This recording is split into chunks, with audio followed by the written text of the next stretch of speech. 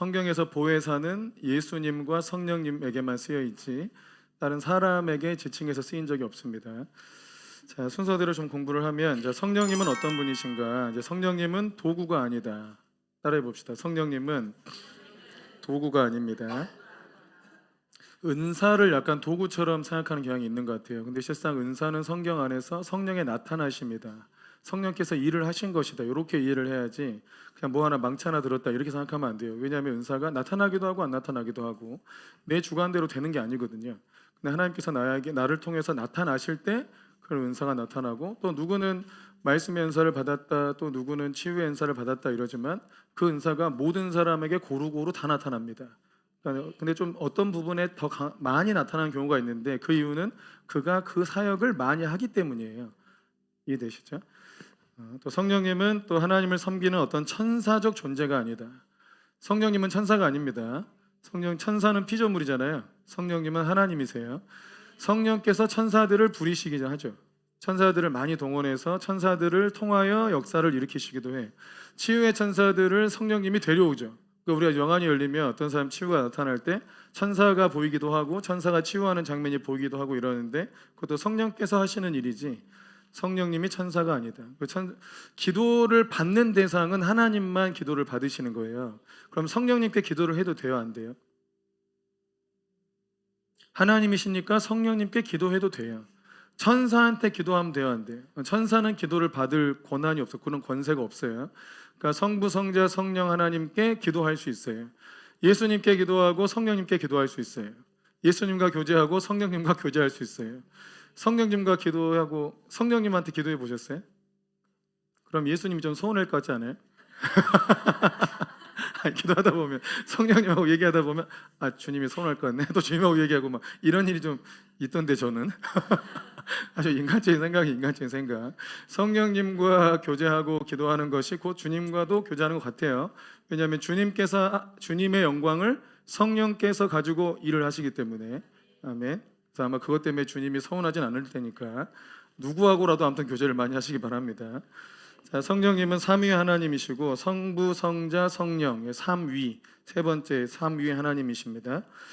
성령님이 무슨 일을 이제 삼위일체를 사람은 이해하기 어려운데 성경에 그렇게 계시가 되어 있기 때문에 우리가 아는 거거든요. 창세기 1장 2절을 보면 땅이 혼돈하고 공허하며 흑암이 깊음 위에 있고 하나님의 영은 수면 위에 운행하시니라. 여기서 얘기하는 하나님의 영이 수면 위에 운행하신다. 성령께서 창조 사역에 개입하셨죠. 예수님은 뭐 하셨어요? 예수님은 말씀하셨죠. 태초에 말씀이 계시니라. 그 말씀이 하나님과 함께 계셨고 그 말씀이 곧 하나님이시니라. 말씀이 예수님이에요. 그 말씀이신 분이 육체를 입고 오셨어요. 그러니까 창조할 때도 예수님이 말씀하셨고 그 말씀을 받아서 운행하시는 분, 그분이 성령님이에요. 지금도 그러겠죠. 예수님께서 우리에게 말씀하시면 우리가 대언할 때가 있는데 그래서 이 성령 사역을 할 때는 선포하는 게 중요합니다. 예수님께서 우리에게 말씀을 주시고 그 말씀을 선포를 하면, 그 말씀을 선포하면 성령께서 그 말씀을 이루어내시는 역사를 하는 거예요. 그래서 사역은 감동을 받고 선포하는 게 중요해요. 이거를 내가 하고 싶은 대로 말한다 이게 아니라 성령께서 주시는 감동을 선포하는 거. 그러니까 예수님께서 명령하시는 것을 내가 명령하고 예수님께서 말씀을 주신 것을 내가 말씀을 전하고, 그러면 그 말씀을 이루어내시는 분이 성령님이시다. 아시겠죠? 마태복음 28장 19절도 보시면 시작. 그러면 너희는 가서 모든 민족을 제자로 삼아 아버지와 아들과 성령의 이름으로 세례를 베풀고, 아버지와 아들과 성령 이렇게 나오죠? 어머니 나와요, 안 나와요? 안 나와요. 어머니 하나님은 없어요. 그냥 완전히 그냥 지옥구덩이에 쳐내야 될 존재들이 정말. 어머니 하나님은 없어요. 아버지와 아들과 성령의 이름들이 아니고 이름이잖아요. 그러니까 세 분인데 이름하고 단수로 썼잖아요.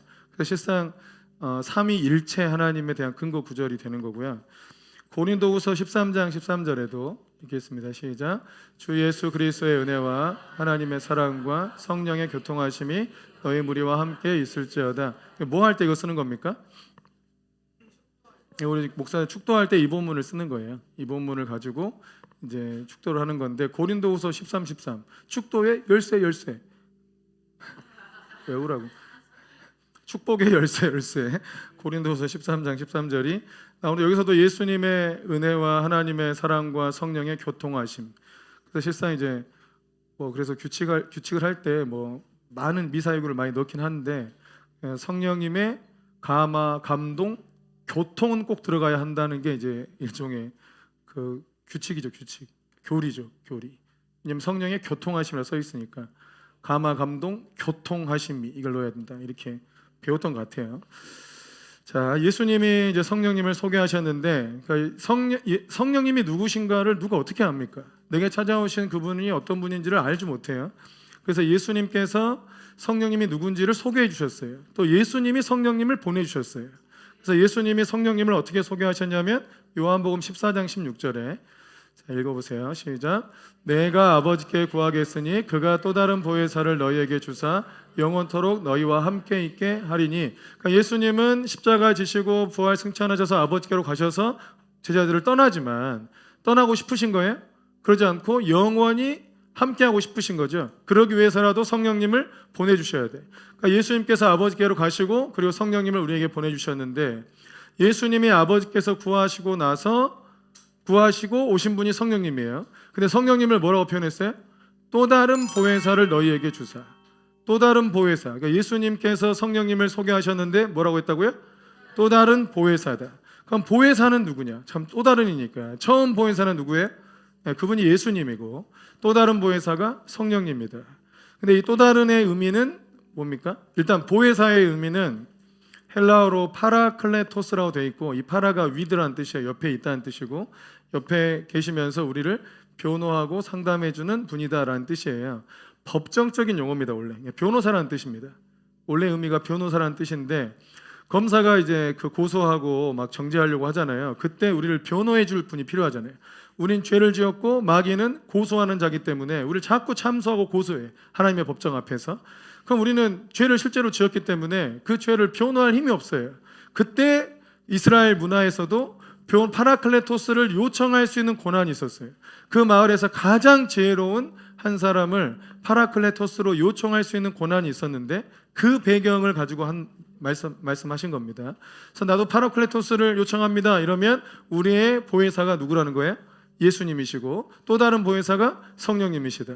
그러니까 내가 죄를 지었지만 예수님이 나를 대신하여 십자가에서 죽으셨기 때문에 사탄의 고소가 무효화되었다. 아멘이십니까? 왜냐하면 내 죄가 사해졌잖아요. 내 죄에 대한 심판을 누가 받았어요? 예수님이 받았잖아요. 그러니까 내 죄에 대해서 심판이 또 있어요, 없어요? 없는 거죠. 내 죄에 대해서는 심판을 받았기 때문에 다시 사단이 참소해봐야 무효가 된다.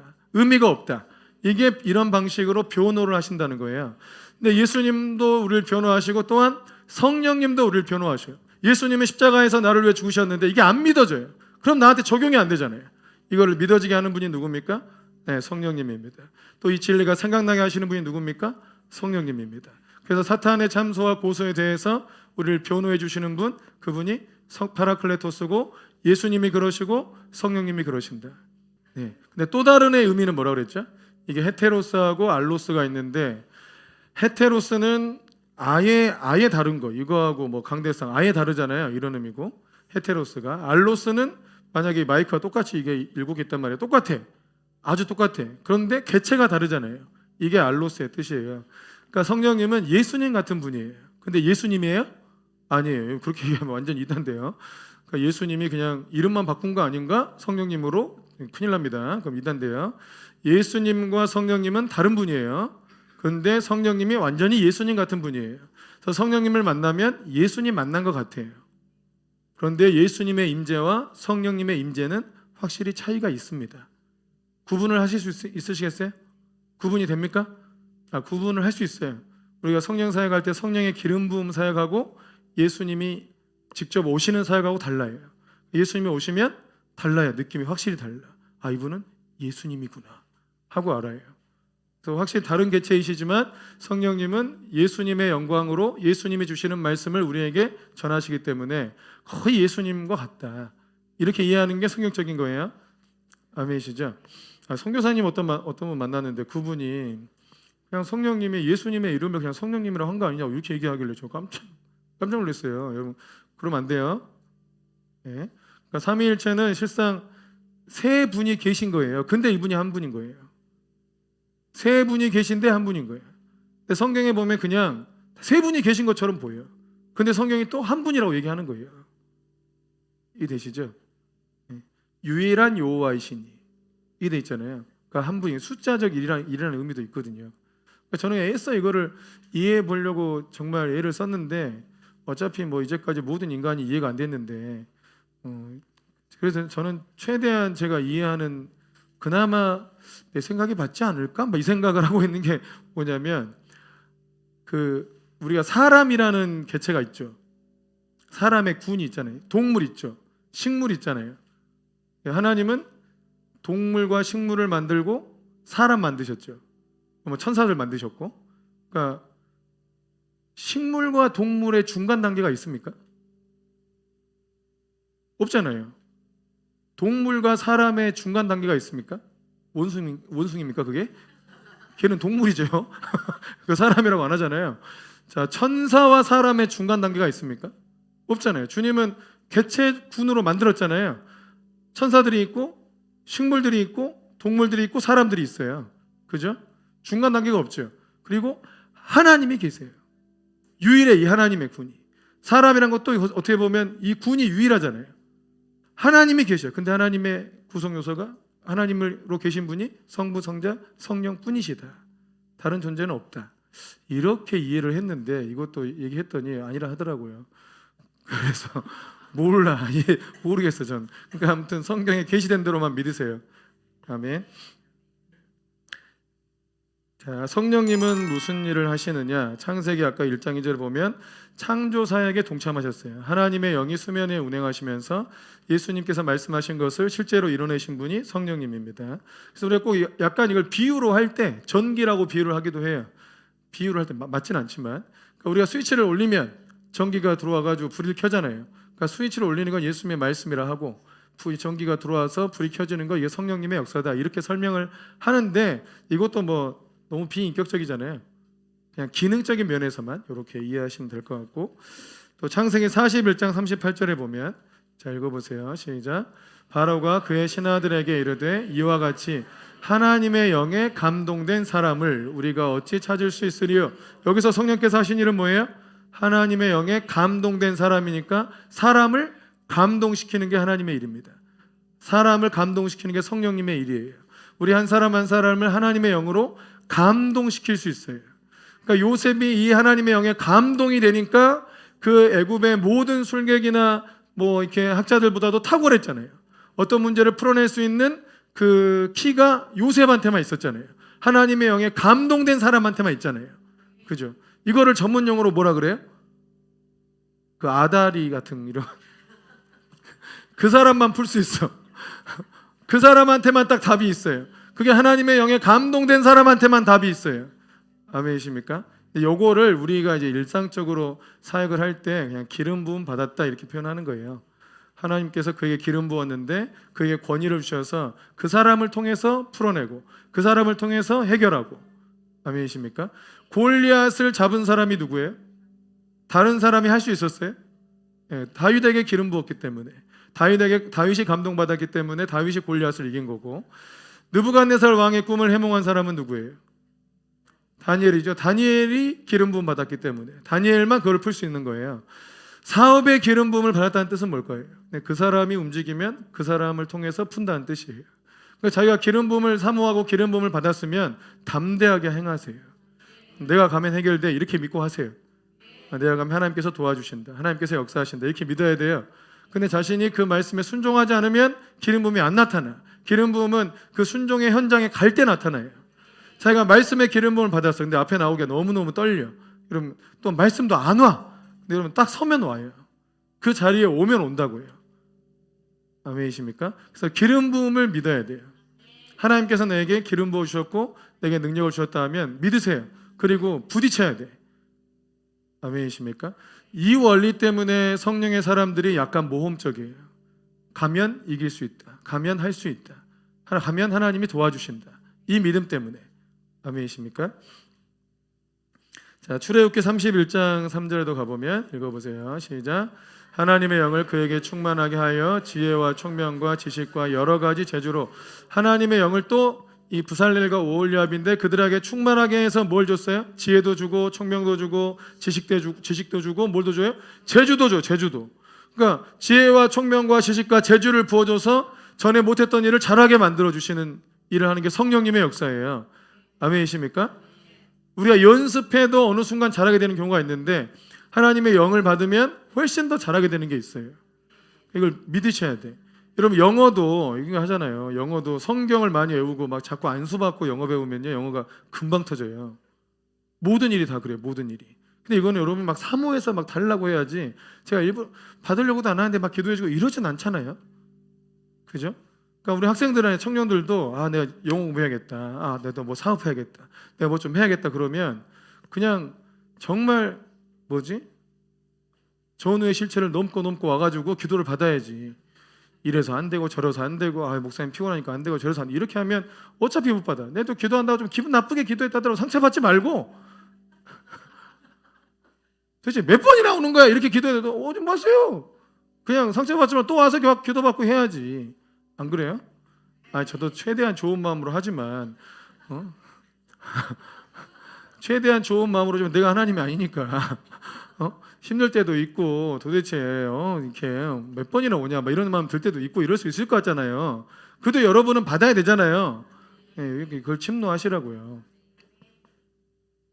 엘리사가 엘리야한테 그 갑절의 영감을 받을 때 어떻게 했어요? 엘리야가 따라와 팔로우 미 막 이랬어요? 오지 마라 그랬어요. 왜 자꾸 따라오냐고. 귀찮게 오지 마 그랬는데 안 됩니다 하고 따라가고 안 됩니다 하고 따라가고 그래서 받은 거예요. 여러분 뭔가 기름 부음을 우습게 쉽게 받으려고 하면 안 돼요. 또 소경이 어떻게 치유받았어요? 뭐 다윗의 손 예수여 막 이렇게 하니까 사람들이 조용해 이렇게 했잖아요. 그러면 더 크게 소리 질러서 이랬잖아요. 뭔가 이게 거절 당할 때 무너지지 말고 난 이거 없으면 안 된다 하고 믿음을 더 취해서 갖고 이렇게 해야 돼요. 그러면 제가 기도를 안 해주고 싶어도 막 진짜 막 뽑혀져 나가는 그런 일도 있을 것 같아. 제가 하기 싫어서 하는 얘기 아닙니다. 좀 적극적으로 와서 하시라. 그리고 내가 뭐 전체적으로 이제 안수 그만합니다 하면 어떻게 할 거예요? 네? 안수 그만합니다 이러면 어떻게 할 거냐고요? 아, 네 하고 순종 잘하고 이제 가고 막 이럴 거예요? 아니면 또 뭐 이런 말씀은 불순종해야 제맛이지 막 이래가지고 또 와서 다 할 거야? 뭐 어떻게 할 거야? 아니 뭐 안수 그만합니다 그런다고 주님이 은혜 안 주시나? 목사님은 피곤해도 그냥 가만히 계서 내가 빨아갈 테니까 머리 얹어놔 그냥. 아무 말도 하지 말고 가만히 있으라고. 내가 가져간다고 막 이렇게 하면서라도 좀 이렇게 뭔가 은혜와 기름 부음을 사모하는 마음이 있어야 된다 이거예요. 아멘이시죠? 아 진짜 그렇게 좀 필요해요 여러분. 제가 제 에너지를 뽑아가는 내 몸에서 막 뭐가 뽑혀져 나간다는 느낌을 두 부류한테 받았어요.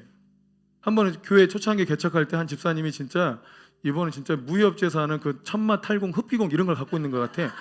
막 흡비공 같은 걸 갖고 계셔가지고 막 진짜 카메라 떨어져 있는데도 막 이 에너지와 기름 부음을 싹 뽑아가. 이게 막 제가 그래서 뭐라 했잖아요. 뽑아가지 말라고 힘들다고. 이분이 아주 그냥 자기도 모르게 뽑아간 거예요. 뭐 천마 탈공 흡비공 막 이런 거야 이분은. 그러니까 안 피곤해 다른 사람 길 다 뽑아가니까. 근데 또 하나 뽑아간 애들은 그냥 우리 애들이에요. 집에 누워만 있어도 뽑혀져 나가. 그러니까 뭔가 아이들한테 엄마 아빠 놀고 싶고 나한테 관심 갖고 싶고 계속 같이 있고 싶어하는 그 마음이 에너지를 뽑아가요. 여러분 이거를 영적인 세계에서는 이거를 사랑이라고 한 거예요. 뭔가 원하고 찾고 계속 구하고 이게 사랑하라는 말하고 똑같은 거예요 사실. 그러니까 뭔가를 얻고 싶은 거죠. 같이 있고 싶고 뽑아가고 싶고 저 사람께 나한테 왔으면 좋겠고 그게 사랑이에요. 이해되십니까? 혈루증 여인이 옷자락 잡았는데 주님의 능력이 흘러가는 것을 주님이 느꼈잖아요. 그러니까 그런 형태, 그 혈루증 여인이 옷자락만 잡고 예수님의 능력을 뽑아간 거 아니에요. 그렇게 좀 이렇게 사모하라는 거죠. 그렇게 하셔도 됩니다. 또 우리 사역자도 많고 하니까 다 뽑아가고 그러세요. 자, 사무엘상 19장 20절도 봐보세요. 시작. 사울이 다윗을 잡으러 전령들을 보냈더니 그들이 선지자 무리가 예언하는 것과 사무엘이 그들의 수령으로 선 것을 볼 때에 하나님의 영이 사울의 전령들에게 임함에 그들도 예언한지라. 하나님의 영이 누구한테 임했어요? 사울의 전령들한테도 임하고 뭐 사울한테도 임하고 뭐 등등 이랬어요. 그러니까 하나님의 영이 임하면 예언을 하게 돼요. 하나님 말씀이 내 안에 들어오고 그 말씀을 전할 수 있게 된다. 근데 이게 대부분 모든 믿는 자들한테 예언의 역사가 많이 일어나는데 잘 자기를 모르는 이유는 내가 예언을 받았는지 안 받았는지를 모르는 거예요. 그러니까 예언에 대해서 잘 몰라서 그런 거지 이미 예언을 주님이 주고 계세요. 그래서 이 생각은 하나님 내게 주신 예언의 말씀이었구나. 이런 것들을 좀 분별해 가면 돼요. 이해되십니까? 좋은 방법은 우리가 이제 요즘에 우리 데이비son 아이들이 개인적으로 주님을 만나게 되는 일들이 있는 것 같아요. 또 개인적으로 주께서 이들을 훈련시켜 가시는 어떤 흐름 속에 있는 것 같은데 저희가 물어보더라고요. 이렇게 하나님이 나를 훈련시킨다고 하는데 어떻게 내가 훈련을 받아야 되느냐. 그래서 제가 감동 일기를 쓰라 그랬어요. 그러니까 많은 생각이 들어오고 많은 감동도 주시는 것 같은데 이 감동이 하나님께로부터 온 건지 예언인지 아니면 내 생각인지 어떻게 분별하느냐고.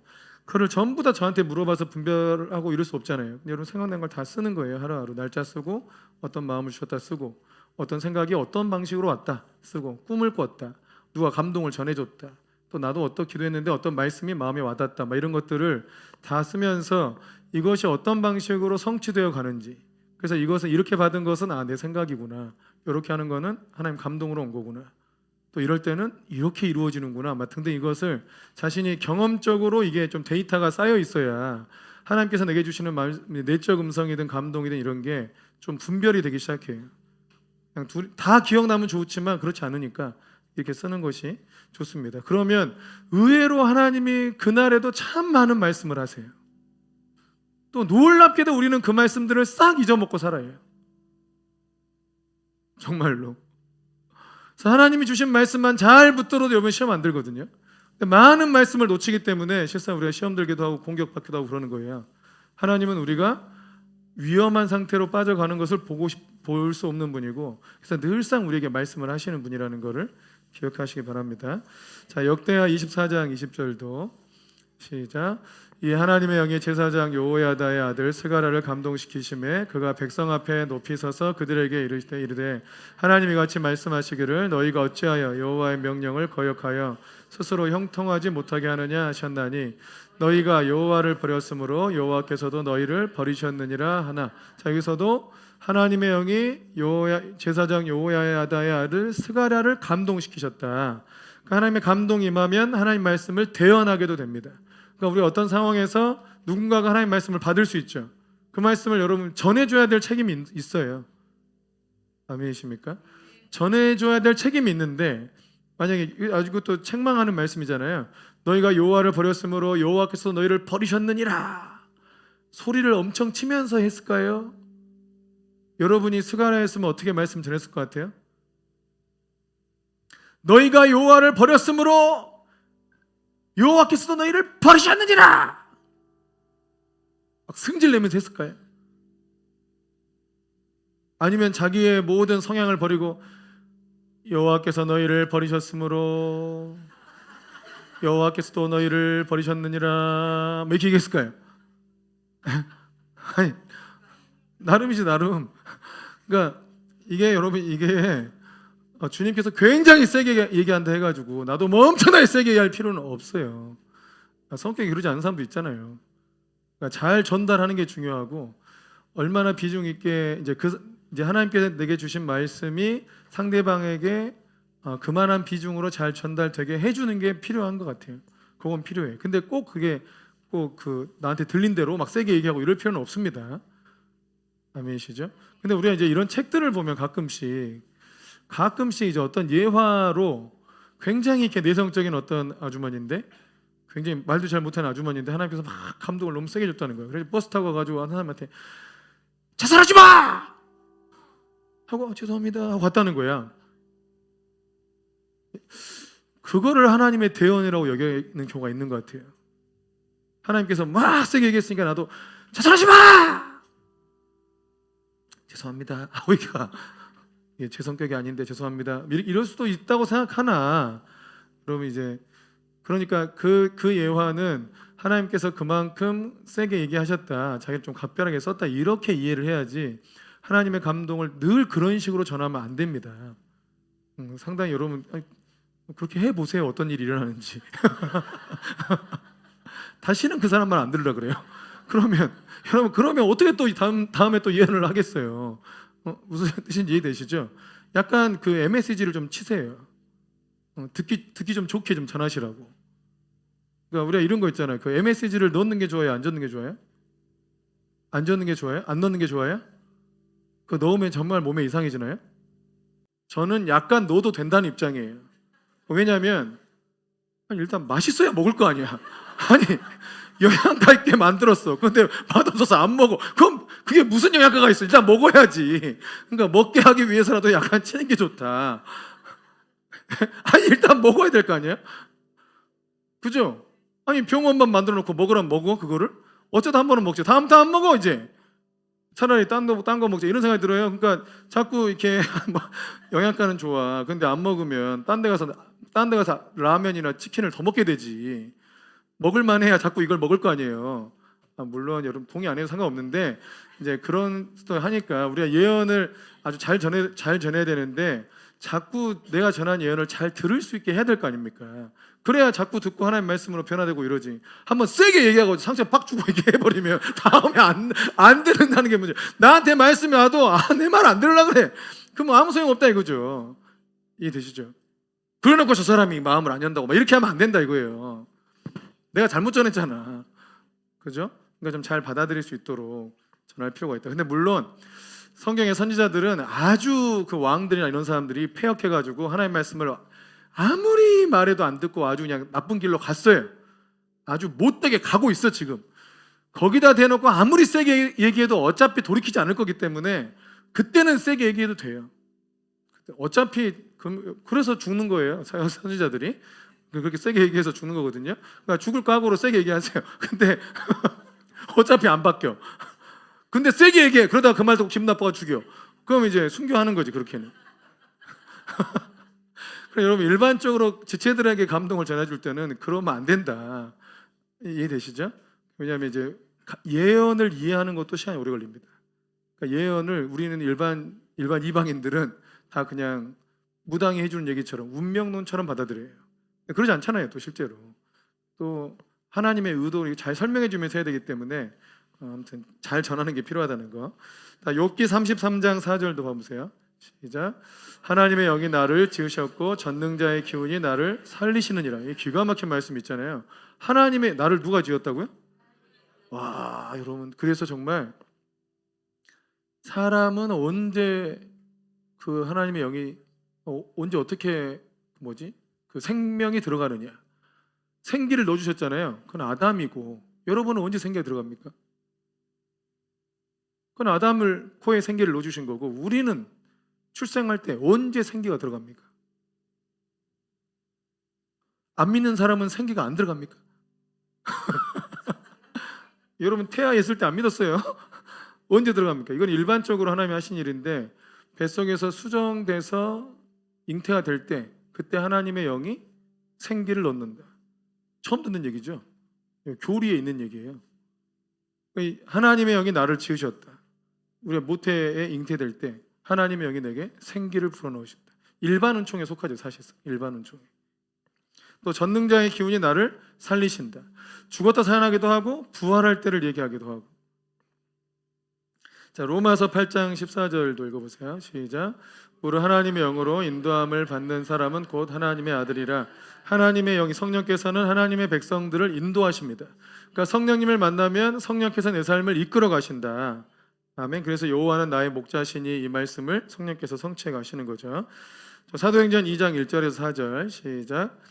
오순절의 날이 이미 이르매 그들이 다 같이 한 곳에 모였더니 호련히 하늘로부터 급하고 강한 바람 같은 소리가 있어 그들이 앉은 온 집에 가득하며 마치 불의 혀처럼 갈라지는 것들이 그들에게 보여 각 사람 위에 하나씩 임하여 있더니 그들이 다 성령의 충만함을 받고 성령이 말하게 하심을 따라 다른 언어들로 말하기를 시작하니라. 성령의 충만함을 받고 성령님은 각 사람을 하나님의 영으로 충만하게 하시는 일을 하세요. 아멘이시죠? 그러니까 성령님께서 나를 충만케 하세요. 아멘. 성령님 나를 충만하게 해주세요. 이렇게 기도할 수 있습니다. 성령께서 하시는 일이기 때문에 자꾸 구해야 돼요. 그거를 성령 충만하게 해달라고 자꾸 구하세요. 아멘. 자, 성령님과 어떻게 친밀해질 수 있느냐? 자, 요거 좀 해야 돼요. 자, 성령님과 친밀해지는 방법은 성령님을 성령님답게 대해야 돼요. 그러니까 성령님을 은사 취급하거나 성령님을 자기 도구 취급하거나 이러면 안 돼요. 당연히 성령님이 기분 나쁠 거 아니에요. 맞는지 모르겠지만 대해 볼 때 예수님보다 좀 더 마음이 여린 분이 성령님이에요. 그러니까 성령님이 약간 더 여려, 마음이 약간 여성스러운 면이 없지 않아 있는 것 같아. 더 세미하시고, 그러니까 좀 더 상처를 잘 받는 분 같아요. 이런 표현이 맞나 모르겠네. 근데 예수님은 뭐 십자가에서 죽기까지 했는데 뭔 상처를 받겠어, 예수님이. 그러나 성령님은 약간 더 이렇게 마음이 여리신 것 같아요. 그러니까 성령님께 좀 꼭 그렇진 않네. 또 이렇게 아무튼 느낌이 또 따뜻하다 합시다. 그러니까 아마 이런 것 때문에 좀 이렇게 하나님의 어머니적 속성을 성령님의 역사로 많이 연결한 통합측 목사님들이 있습니다. 근데 아무튼 그렇게 이해하시고 성령님을 성령님답게 인정을 해야 된다. 그래서 성령님은 하나님이라고 그랬잖아요. 하나님의 권위와 영광을 인정하는 거예요. 성령님은 하나님이십니다. 성령님은 전능합니다. 성령님도 전지하십니다. 무소부지하시고 편재하시고 모든 놀라우신 하나님이에요. 그렇게 성령님을 인정하고 이렇게 예배하고 경배해야 돼. 찬양과 경배를 받기에 합당한 분 예수님. 성령님은요? 마찬가지입니다. 성령님도 찬양과 영광 받기에 합당하신 분이세요. 그래서 성령님을 찬양을 막 해도 돼요, 안 돼요? 해야 되는 거예요. 해야 돼. 성령님을 찬양해야 돼요. 성령님을 찬양해 보세요. 기도할 때 성령님을 막 높이고 성령님의 행하신 일을 막 선포하고 성령님을 자랑하고 해보세요. 기름 부음이 그냥 오게 돼 있어. 그러니까 임재가 그냥 온다고. 막 기도한다고 오는 게 아니고 성령님을 성령님답게 대해야지. 아멘. 또 성령님을 근심케 한 죄를 회개해야 되는데 이사야 63장 10절에 보면 그들이 반역하여 주의 성령을 근심하게 하였으므로 그가 돌이켜 그들의 대적이 되사 친히 그들을 치셨더니. 그러니까 주의 성령을 근심하게 하면 성령께서 내 원수가 돼요. 그죠? 그가 돌이켜서 그들의 대적이 되셨다. 성령님을 근심케 하니까 성령께서 그들의 대적이 되셨다. 이해되십니까? 참 성령님을 근심케 하면 안 되겠죠? 또 에베소서 4장 30절에도 하나님의 성령을 근심하게 하지 말라. 그 안에서 너희가 구원의 날까지 인치심을 받았으니까 성령님을 근심케 하면 안 돼요. 성령님의 마음을 상하게 하지 말라고요. 아멘이시죠? 그럼 성령님을 근심케 하거나 성령님의 마음을 상하게 하는 일이 어떤 일인지를 알아야겠죠. 그 중에 하나가 성령의 은사를 거부하는 거.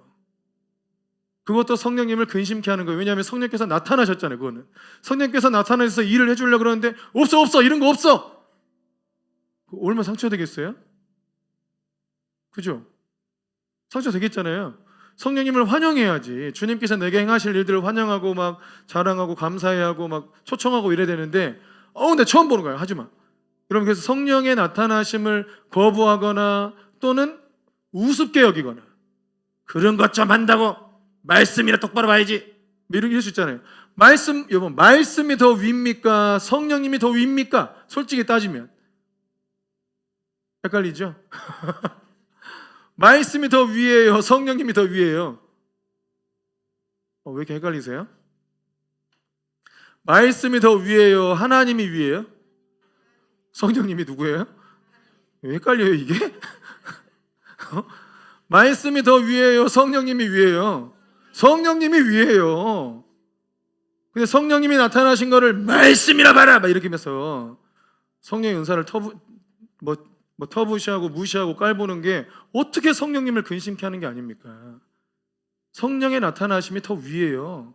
근데 말씀도 성령의 감동으로 쓰였기 때문에 말씀에 기록된 바와 성령님, 내가 지금 경험하고 있는 성령의 나타나심이 같은가, 원리가 같은가를 확인하는 차원이지 말씀이 더 위에 있다 이런 개념이 아니에요.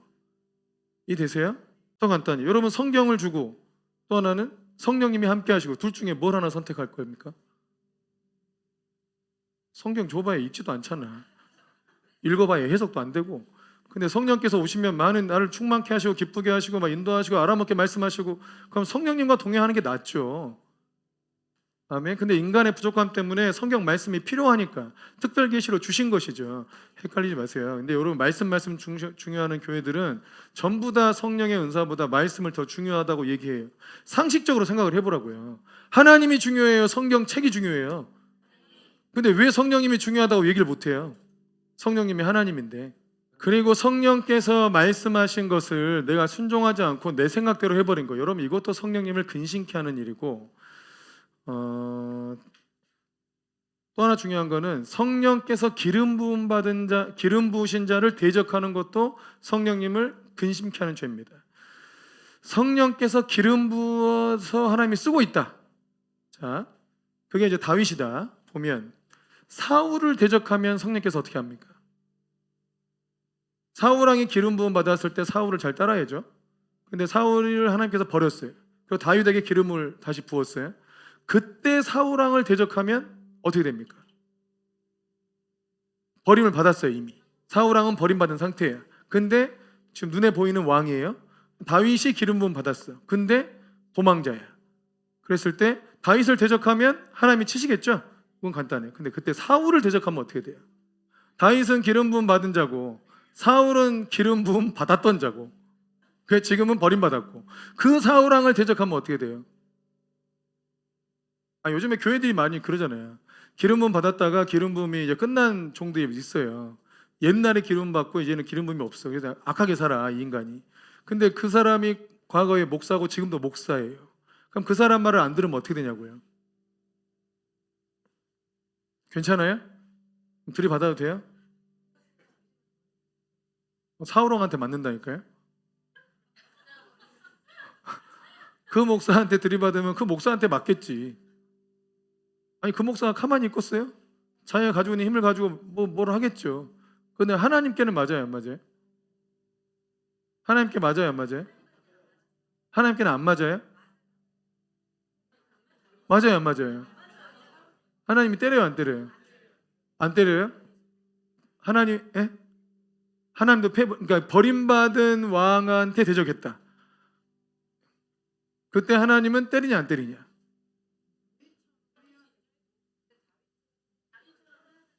그러니까 다윗은 어떻게 했어요? 기름 부음을 받았던 왕이기 때문에 사울을 해치지 않았죠. 그럼 다윗은 어떻게 했습니까? 네? 피했습니다. 이게 지혜예요. 대적하려고 하지 말고 그냥 피하세요. 그러니까 자기가 막 의분이 불타가지고 저런 목사는 놔두면 안 된다 이래가지고 이제 막 대적하고 싸우고 이러지 마. 그냥 하나님이 세운 종, 하나님이 칠 거니까 놔두고 그냥 피하세요. 그게 다윗의 지혜예요. 그러니까 피하면 되지. 괜히 그 사람을 바꿔가지고 회개시키고 막 이렇게 하려고 막 목사님! 막 이러면서 또 예언 충만하셔가지고 또 이렇게 가가지고 막 회개하라! 막 이렇게 할 필요가 있다 없다? 없다. 그럼 어떻게 된다? 사울왕한테 맞는다. 그 목사가 때린다.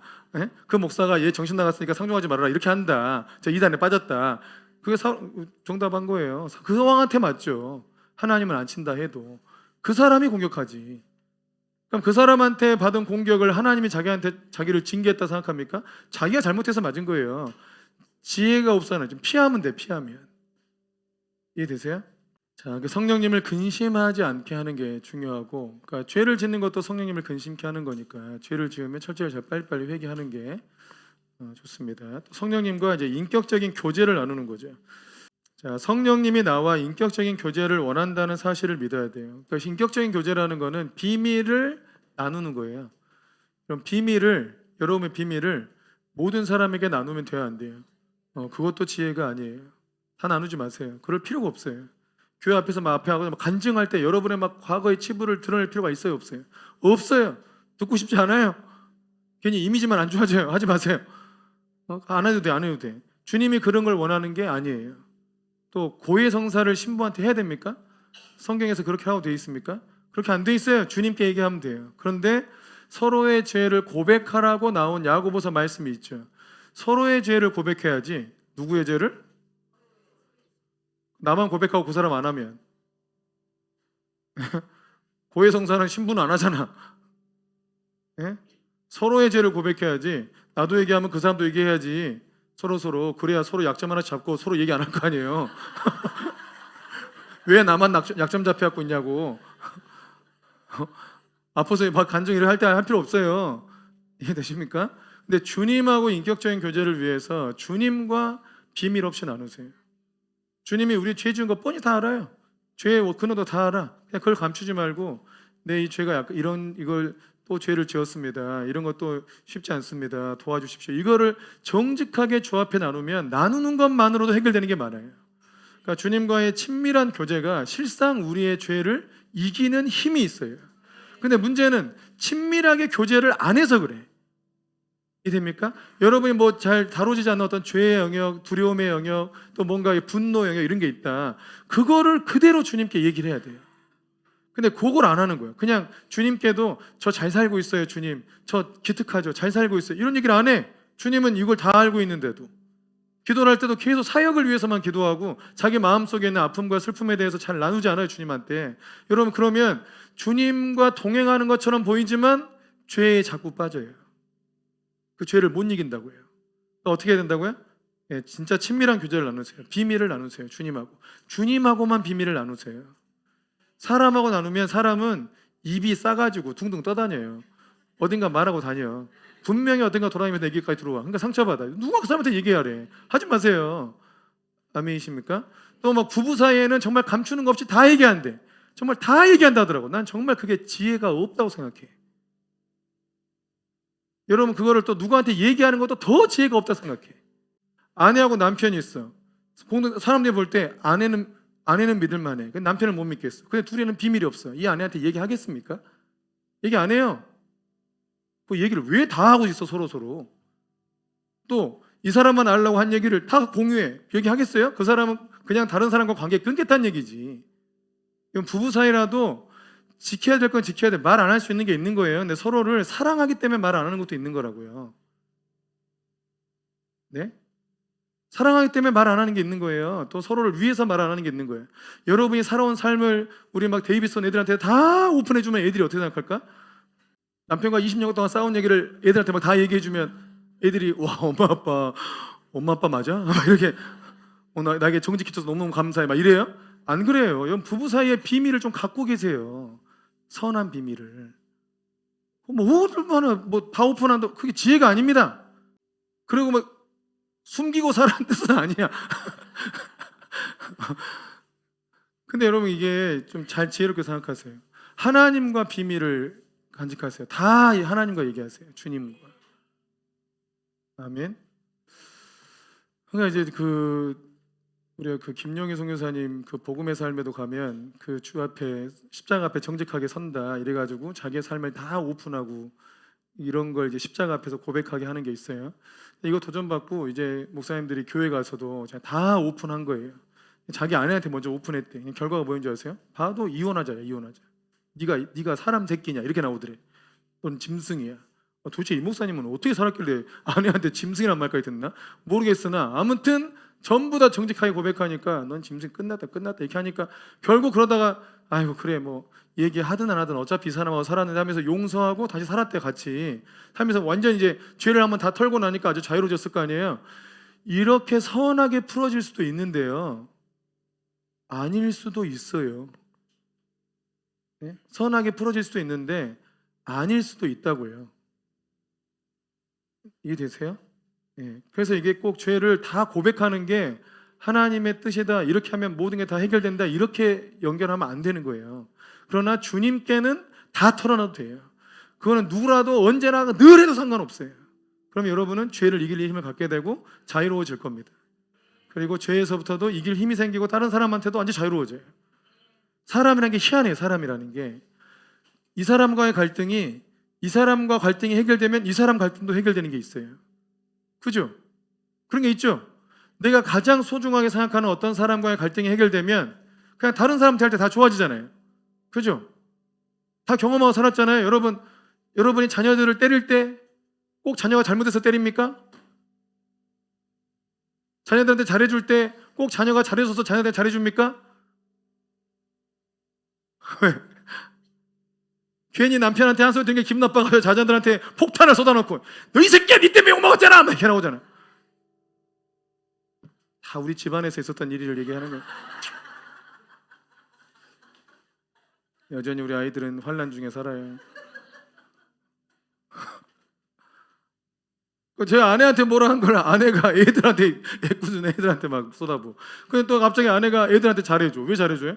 애들이 잘해줘서가 아니고 제가 뭘 잘해줬어, 뭘 선물 사줬어. 그럼 기분 좋아가지고 뭐 맛있는 거 나와. 이게 여러분, 사람은 관계가요, 꼭 그 사람과 관계가 회복돼야만 관계가 좋아지는 게 아니에요. 내게 아주 중요한 관계가 해결되면, 그러니까 주님과 관계가 아주 좋아지면 다른 사람하고 관계도 그냥 좋아져요. 그러니까 꼭 그 사람하고 풀라고 안 해도 된다고요. 그러니까 주님하고 일단 관계가 좋아져야 돼. 내 가장, 내 생명의 근원 되신 주님과 정말 내가 생명의 나눔을 하고 산다. 그럼 다른 사람한테 여유가 생깁니다. 나한테도 여유가 생겨, 나한테도. 아멘. 자, 범사의 성령님을 인정하고 환영하고 동행하는데, 이 범사라는 게 뭐예요? 그냥 모든 그냥 일상의 일이에요. 일상의 일. 여러분, 요리할 때 주님을 구하세요. 제발 좀 구하세요. 제발 좀 구해, 제발. 왜 꼭 자기 생각대로 하고 꼭 백종원 얘기 들어서 하려고 그러는 거야? 성령님의 말씀을 들으라고. 주님의 음성을 듣고 해야지. 백종원이 하라는 대로 안 하면서 꼭 주님의 음성을 듣고 요리하라고요. 범사에 내가 목자들도 무슨 목원들한테 한마디 해야겠다 이럴 때, 뭐 상담을 한다 이럴 때도 늘 속으로는 주님, 이 한마디를 주님이 주관해 주세요. 또 아이들 바라볼 때도 주님 함께 해주세요. 일을 가르칠 때도 주님, 이게 범사잖아. 모든 일에 하나님 도와주세요. 하나님 도와주세요. 주님 역사해 주세요. 주님이 나보다 훨씬 더 잘하십니다. 그죠? 요리를 주님이 잘해요.